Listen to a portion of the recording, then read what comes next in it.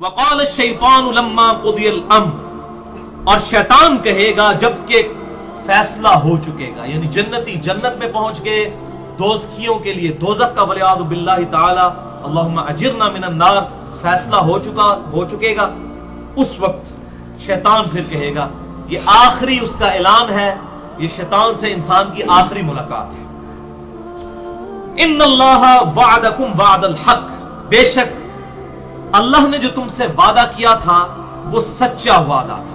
کیا وعدہ تھا؟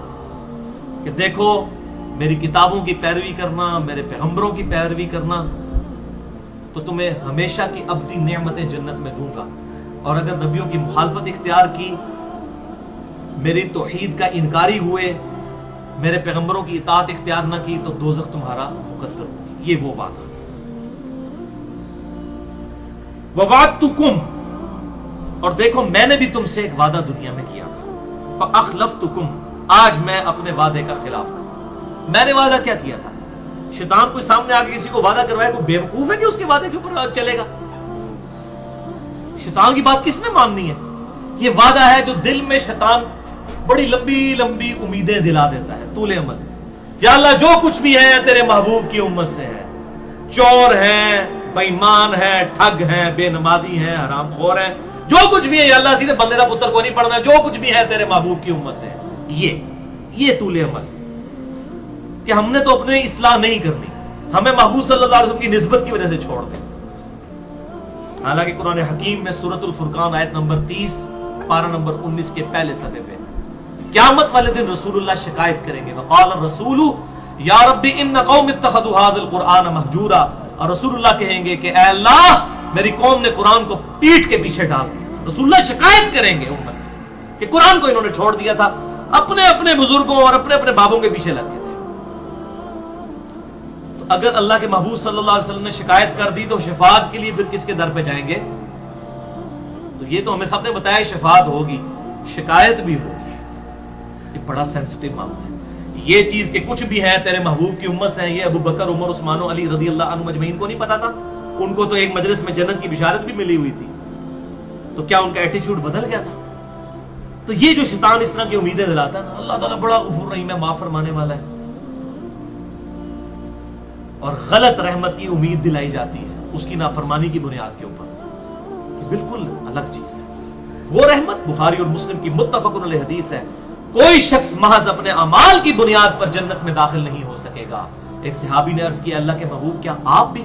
صلی اللہ علیہ وسلم بڑی جرأت کی، آپ نے فرمایا ہاں میں بھی، جب تک میرے رب کی رحمت مجھے ڈھانپ نہ لے میں بھی محض اپنے اعمال کی بنیاد پر جنت میں داخل نہیں ہو سکتا۔ تو رحمت کی تو سب کو ضرورت ہے، چاہے کوئی نیک ہے یا برا ہے، رحمت کا اس کے ساتھ کوئی تعلق ہی نہیں ہے کہ انسان اللہ تعالیٰ کا باغی ہو جائے، کیونکہ انسان جتنا بھی نیک ہو وہ اس کی عبادت کا حق تو نہیں ادا کر سکتا، کمزوریاں کچھ نہ کچھ تو رہ جاتی ہیں، چھوٹی موٹی غلطیاں انسان سے ہو جاتی ہیں، بحیثیت انسان اپنی پوری کوشش کرتے ہیں، پھر جو غلطیوں کی کمپنسیشن اللہ کی رحمت اور اس کے محبوب صلی اللہ علیہ وسلم کی شفاعت سے ہو جائے گی انشاءاللہ۔ تو شیطان کہے گا فَأَخْلَفْتُكُمْ، تو آج میں اس کی مخالفت کرتا ہوں، وَمَا كَانَ لِي عَلَيْكُمْ مِنْ سُلْطَانٍ، اور دیکھو میرے لیے تمہارے خلاف کوئی دنیا میں زور نہیں تھا، مجھے کوئی اختیار نہیں تھا کہ تم پر سلطان کوئی زور رکھتا، إِلَّا أَن دَعُوتُكُمْ، سوائے اس کے کہ میں نے تمہیں دعوت دی تھی، میرا کوئی ٹینجیبل زور نہیں تھا کہ میں تمہیں حق کے راستے سے روک لیتا فزیکلی سامنے آ کر۔ ہمارے آباء و اجداد میں کبھی کوئی واقعہ رپورٹ نہیں ہوا کہ کوئی شخص اپنی مرضی سے مسجد کی طرف نماز پڑھنے کے لیے جا رہا ہو اور شیطان مسجد کے دروازے کے باہر کھڑا ہو کہ میں تمہیں آج مسجد نہیں بڑھنے دینا، کبھی نہیں ایسا ہوگا، اور نہ ایسا کبھی ہوگا کہ اذان ہو تو آپ کے پاؤں خود بخود مسجد کی طرف چل پڑے، یہ بھی نہیں۔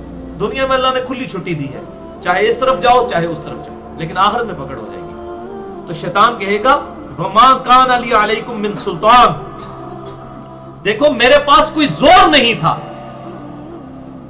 کہ میں تم پر کوئی زور رکھتا، مگر یہ کہ میں نے صرف تمہیں دعوت دی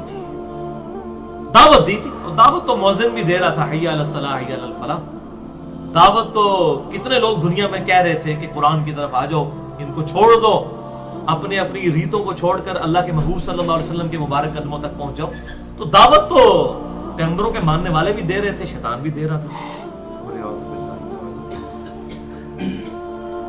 فاستجبتم لی، پس تم نے میری دعوت قبول کر لی. بس یہ فرق تھا، کوئی ٹینجیبل زور نہیں تھا. دعوت دی تم نے قبول کر لی، پیغمبروں کی نہیں مانی، ان کی طرف بلانے والوں کی نہیں مانی. فلا تلومونی ولوموا انفسکم، تو آج مت ملامت کرو مجھے، ملامت کرو اپنی جانوں. شیطان بالکل بری ہو جائے گا. آج اپنی جان نو رو، جب پنجابی کہتے ہیں نا اپنی جان نو رو، منو نہ رو، ملامت کر اپنی جان کو. آج مجھے مت ملامت کر. ما انا بمصرخکم، نہ میں آج تیری کوئی فریاد سن سکتا ہوں. وما انتم بمصرخی، نہ تم لوگ اے دوستیوں میری فریاد کو پہنچ سکتے ہو. میں بھی دوزخ میں تمہیں ورگلا کر، اور تم میری اس دعوت میں آ کر، یہ نہیں ہے کہ تمہیں کوئی لیم ایکسکیوز دے گی اللہ شیطان نے لگاتا سی، میں ارادہ نہیں سی، شیطان نے اس پاس لاتا نہ، یہ کوئی لیم ایکسکیوز اللہ کے حضور نہیں ہوگا. انی کفرت بما اشرکتمونی من قبل، بے شک میں کفر کرتا ہوں، انکار کرتا ہوں اس چیز کا جو آج سے پہلے تم مجھے اللہ کے مقابلے پر ٹھہرایا کرتے تھے. ان الظالمین لهم عذاب علیم، بے شک ظالموں کے لیے دردناک عذاب ہے. والعیاذ باللہ تعالی. یہ شیطان کا ویسے بہانہ ہی ہوتا ہے. میں نے ایک پورا ڈیٹیل لیکچر دیا ہے شیطان کے حوالے سے، 2 گھنٹے کا. مسئلہ نمبر 79، اللہ، انسان اور شیطان. یہ ٹرائنگل ہی بنتی ہے نا، اللہ، انسان اور شیطان. مسئلہ نمبر 79، اس میں کراس ریفرنس کے طور پر قصہ آدم اور ابلیس کے بارے میں جتنی آیات، شیطان کی جتنی چالیں ہیں قرآن حکیم سے، وہ میں نے کراس ریفرنس کے طور پر آیات اور احادیث پیش کی ہیں.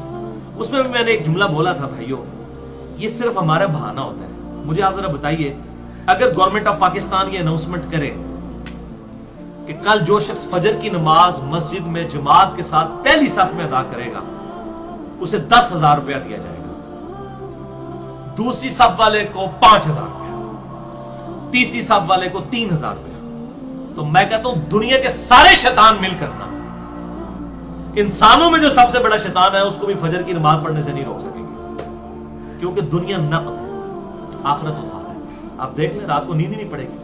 ایسے ایسے لوگ جن کو صبح آنکھ ہی نہیں کھلتی، لیکن ان کو جب ہمارے آفیسز میں لوگوں کے جب انٹرنیشنل ٹورز ہوتے ہیں نا تو وہ اکثر کو 3-4 بجے فلائٹ ہوتی ہے، وہ پہنچتے ہیں جناب، کوئی پرابلم ہی نہیں ہوتی. یہ پرابلم جو ہے تو یہ اس لیے آتے ہیں کہ ہم سیریس نہیں ہیں اللہ کے لیے. اگر سیریس ہو تو کوئی پرابلم ہی نہ آئے. یہ ہم نے اپنے آپ کو خود دھوکہ دیا ہوا ہوتا ہے، شیطان نے کروا دیا، وہ مجبوری ہے جی، یہ بھی تو کرنا تھا، یہ بھی کرنا تھا، وہ بھی کرنا تھا، بس بچیوں کے ہاتھ پیلے ہو جائیں پھر میں مسجد میں ہی بیٹھا رہوں گا، پھر ظاہر ہے کال ہے ویسے تو ہم ٹوڈا مار کے کٹ دینا ہے، مسجد ہی بہنا ہے ویلے ہو کے. لن تنالوا البر حتى تنفقوا مما تحبون، تم کبھی بھی نیکی کے اعلیٰ ترین حصے کو پا ہی نہیں سکتے جب تک کہ اپنی پسندیدہ چیز اپنے رب کے حضور پیش نہ کرو. تو سب سے پسندیدہ چیز انسان کی جوانی ہے. بڑھاپے میں جا کر کے تو شیر بھی شکار کرنا چھوڑ دیتا ہے. تو یہ شیطان کہے گا کہ میں آج انکار کرتا ہوں، تو اللہ تعالیٰ فرما رہا ہے ان الظالمین لهم عذاب علیم، بے شک ظالموں کے لیے دردناک عذاب ہے.